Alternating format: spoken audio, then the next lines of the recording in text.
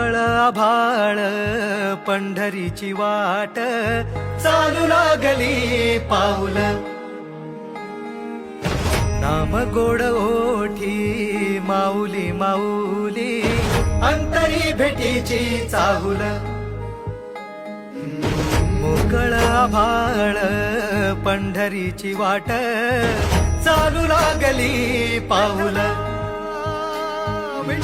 नाम गोड ओठी माऊली माऊली अंतरी भेटीची चाहुल निघाली पाऊले दर्शनी ध्यास लागला पंढरी हो असं या उरात गाठली